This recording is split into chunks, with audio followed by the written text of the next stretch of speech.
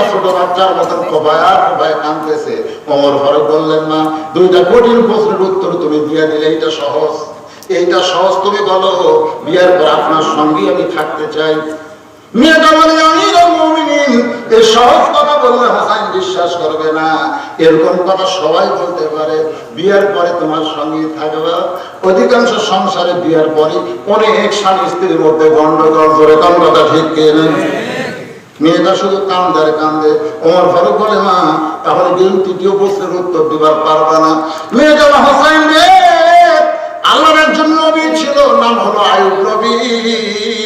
এক সময় তার বাসায় ছিল অনেকগুলো বিবি ছিল, চাকর নকর অনেক কিছুই তার ছিল। আইয়ুব নবী এক সময় অসুস্থ হয়ে গেল। এই অসুস্থ অবস্থায় তার বাসায় চলে গেল, তার বিবি গুলো ছেড়ে তাকে চলে গেল। তার চাকর নকর আত্মীয় স্বজন কেউ তার কাছে থাকলো না। তার দেহের মধ্যে পছন্দ শুরু হলো। এই পছন্দ এমন দুর্গন্ধ, তাকে লোকালয় থেকে জঙ্গলের মধ্যে ফেলে দিয়ে আসলো।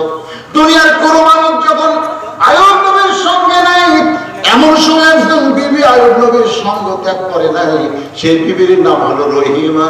রহিমা যেমন সুখে দুঃখে স্বামীর সঙ্গে ছিল, আমি রহিমার মতো আপনার সঙ্গে থাকতে চাই। হোসাইন বলতেছে, এই মেয়েকে বিয়ে করাতে আমার কোন আপত্তি। এখানে যে জিনিসটা বুঝাবার চাইছি সেটা হলো সকল অবস্থায় যে আল্লাহকে আমরা বিশ্বাস করেছি, তাকে রব হিসাবে স্বীকার করে এর প্রতি আমরা অটল থাকতে চাই। অটল থাকতে গেলে নানা রকম বিপদ আপদ মুসিবত আসবে। এই কোরআনকে যদি আঁকড়ে ধরি, তাহলে কোরআন আমাদের অস্ত্র হয়ে সমস্ত বিপদ আপদ মুসিবত থেকে সব সমস্যার সমাধান দিতে পারে আল কোরআন। আল্লাহ মাদ্রাসাকে কবুল করুন। মাদ্রাসায় তারা দান তসবিনা করলো। আমার সভাপতি এসে বললো, হুজুর, আমরা এখানে দাতা সদস্য আছে, তাই অনেকেই দান করে প্রতি মাসে 100 টাকা, 500 টাকা, 1000 টাকা। এই পিছনে উঠলো কেন? কি বিপদ রে পারে, উঠবে না কেন? গতকালই খাওয়া দাওয়ার দিন গেছে। আমি তো জানি তার অধিকাংশ লোক অসুস্থ, শরীর দুর্বল, কারণ 1 মাস রোজা থাকার পরে একদিনে সেই খাওয়া, বুঝতেছেন না? গরু জবরদস্তি গোস্ত শেষ এর রাত। এখন দেখেন 1:30 বাজতেছি, এত রাত করতেছে, এত থাকে সম্ভব? কলেজে ভরে গেছে। বলে অনেক আগে মাপটা করাচ্ছিলাম, তখন মোটরসাইকেল নিয়ে, অনেক আগে, মনে আছে আপনাদের? আজকে আবার অনেক পরে আসলাম। আজকে এসে দেখলাম সেই রকম আপনারা মানের শ্রোতা। মাশাআল্লাহ, আল্লাহ সবাইকে কবুল করুক, সকলে বলে আমিন। মাদ্রাসায় দাতা সদস্য হবে, 500 টাকা দিবেন, 1000 টাকা দিবেন, মাসে দিবেন, বছরে দিবেন। এখানে লেখার বুদ্ধি আছে, আপনার লিখে দেবেন। মাদ্রাসা চলবে ইনশাআল্লাহ। আল্লাহ মাদ্রাসাকে কবুল করুক। আজকের মাহফিলের সম্মানের সভাপতি নাই, সভাপতি চেয়ারে দিকে বসে আছেন। আপনাদের কার কিছু বলার আছে? তাহলে দোয়া করে দেবেন। ভাই দেখান, দোয়া করে দেবেন। অনেক রাত হয়ে গেছে।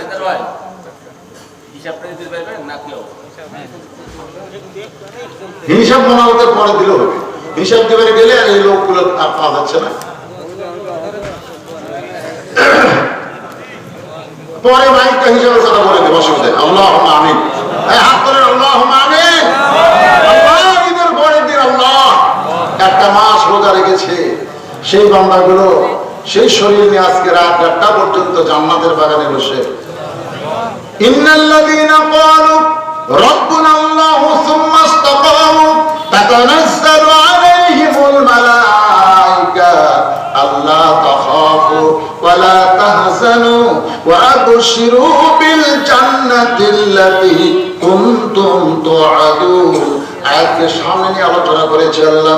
তোমার বান্দা আলোচনা শোনার শেষে রহমতের দরজায় ফকির হয়ে তোমার হাত তুলেছে আল্লাহ। মেহেরবানি করে আজকের মাহফিলকে কবুল করো, মাদ্রাসাকে কবুল করো। নগদে বাকিতে যারা দান করেছে আল্লাহ, সকলের দানগুলোকে আল্লাহ তুমি কবুল করো আল্লাহ। আজকের মাহফিলের সম্মানিত সভাপতি আসতে পারেন না, আসেন নাই, তারপরে 60,000 টাকা তিনি দান করেছেন। এসে চলে গেছেন আল্লাহ। আজকের মাহফিলে একজন 50,000 টাকা দান করেছে, চেয়ারম্যান সাহেব 1 টন চাউল দান করেছে। এছাড়াও 10,000, 20,000, 5,000, 2,000, 1,000, এমনকি 10টা টাকা গামছার মধ্যে হলেও যারা দান করেছে আল্লাহ, সকলের দানকে আল্লাহ কেবলমাত্র জান্নাতের বিনিময়ে আল্লাহ কবুল করে নেন আল্লাহ। 2টা বাচ্চার মাথায় পাগড়ি পরানো হলো আল্লাহ, হকের হাফেজ আলেম হিসেবে কবুল করেন। মাদ্রাসার সভাপতি, মাদ্রাসার ম্যানেজিং কমিটির সেক্রেটারি এশিয়ার সদস্য যারা, দাতা সদস্য, আল্লাহ সকলকে জান্নাতে কবুল করেন। মাদ্রাসার মুহতামিম, মাদ্রাসার ওস্তাদ, মাদ্রাসার তালবে ইলম, আল্লাহ সকলকে আল্লাহ আপনি কবুল করেন। ময়না ফাঁকিগুলো মাথায় পাগড়ি দিয়ে দিয়ে ঘুরতেছে, আল্লাহ মাদ্রাসার প্রত্যেকটা তালবে ইলমকে হক্কানে আলেম হাফেজ হিসাবে কবুল করেন আল্লাহ। আল্লাহ নবীর ঘরকে কবুল করেন আল্লাহ। যে ঘর তারা করতে চায় আল্লাহ তাদের ঘর করার তৌফিক দিয়ে দেন। আপনার হাট মাতনগর এলাকায় রহমত বরকতের দরজা খুলে দেন। আমাদের মধ্যে যাদের পাপ মা কবরে গেছে সকলে বলে রব্বির হামহুমা কামা রাব্বায়ানি সগীরা। আমাদের দাদা দাদি নানান আত্মীয় স্বজন যাদের কবরে গেছে আল্লাহ কবরবাসীদের মাফ করে দেওয়া আল্লাহ। রমজান চলে গেল, ঈদও চলে গেল, আবার আগামীতে আমরা রমজান পাবো কিনা জানি না। রজবের চাঁদ উঠলেই রাসূল বলতো আল্লাহুম্মা বারিক লানা ফি রজব ওয়া শাবান ওয়া বাল্লিগনা রমাদান। সাহাবারা বলতো হুজুর রজবের চাঁদ উঠেছে রমজান পর্যন্ত। আল্লাহ রাসূল বলে তোমরা জানো না রমজান পর্যন্ত আল্লাহ যারা আমাদের হায়াতকে বাড়ায়া দেন।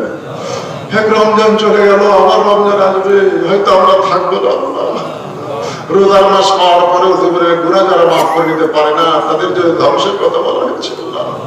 সবাই আল্লাহর কাছে বলেন আর একটা বারের জন্য রমজান মাস আল্লাহ আমাদেরকে যারা দান করে আল্লাহ গোটা বিশ্বের মুসলমানকে হেফাজত করেন আল্লাহ। ফিলিস্তিনের মুসলমানকে আল্লাহ আপনি হেফাজত করেন। যারা চলে গেছে শাহাদাতের মর্যাদা দেন। আহত অবস্থায় হাসপাতালে সুস্থতা দান করেন আল্লাহ। আর বাংলাদেশের প্রতি খাস রহমত নাজিল করেন আল্লাহ। মাঠে ময়দানে ধানগুলো রয়েছে, ভুট্টা রয়েছে আল্লাহ, আসমানি গজব জমিনে গজব থেকে আবাদগুলোকে আল্লাহ আপনি হেফাজত করেন। আমার মা বোনেরা পর্দার অন্তরালে বসে বসে আসলে চাবিদা সালিহা পর্দার এসে কবুল করে মা ফাতেমার চরিত্র দান করে দেন। সুবহান রাব্বিকা রাব্বিল ইজ্জাতি আম্মা ইয়াসিফুন ওয়া সালামুন আলাল মুরসালিন ওয়ালহামদুলিল্লাহি রাব্বিল আলামিন বিরহমাতিকা ইয়া আরহামার রাহিমিন। আগামীকাল আমার আল্লাহ যদি হায়াতে রাখে পাঁচশি বাগমারের মধ্যে তাল ধরিয়াতে আমার ওয়াজ আছে বাজারে।